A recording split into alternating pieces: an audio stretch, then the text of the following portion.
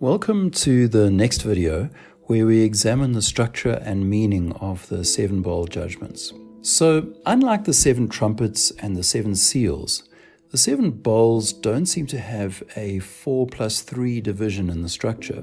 If you recall, the seven seals had a 4+3 structure consisting of the four horsemen, followed by the martyrs, the judgment, and the container for the seven trumpets. Then the seven trumpets consisted of trumpets 1 to 4, followed by woes 1 to 3, which were also trumpets 5 to 7. But in the case of the bowls, they just seem to roll out, so the chart doesn't have any kind of division to it, but rather the seven bowl judgments, as well as their container, the seventh trumpet, are themselves inserted into the third prophecy, the third scroll. This chart is on or around page 67 of the book, and here are the points at which the seventh trumpet and the seven bowls are inserted. You can see that these insertions are done in such a way that the symmetry of the upside of the chiasm is preserved. So the first bowl then is cancerous sores.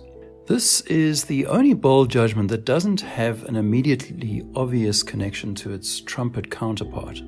Bowl 2 is all life in the ocean dying, which augments the second trumpet judgment, where the blazing mountain falls into the sea and a third of the animals die and a third of the ships are destroyed. And then all life in the rivers dies. That's the third bowl, which ties in with the third trumpet, where a star fell from the sky on a third of the rivers, turning the waters bitter. And the reason why it's green like this in the graphic is because the passage rather morbidly describes it as the blood of a dead person. So I did a bit of research and I realized that the blood of a dead person is the same essentially as the blood of an alive person. But now, why would it qualify it like that? Well, it's most likely because after a time the blood goes this dark green color as it starts to rot, and it stinks just like the body does. This is of course absolutely charming, but I thought I'd put it in to knock the point home. It's not a pretty picture. The fourth bowl is the sun being given the power to scorch, tying in with the judgments on the sun, moon, and stars in the fourth trumpet. And I think it's related to the cancerous sores actually. All of this could be related to the ability of the sun now to blast the earth with very strong solar radiation, which of course we are protected from by the ionosphere, which gets very badly damaged in the event of multiple large meteor impacts. The world is plunged into darkness from all the smoke. That's the fifth bowl, which ties in with the fifth trumpet, which you'll recall is also the first woe. It's essentially the same plague.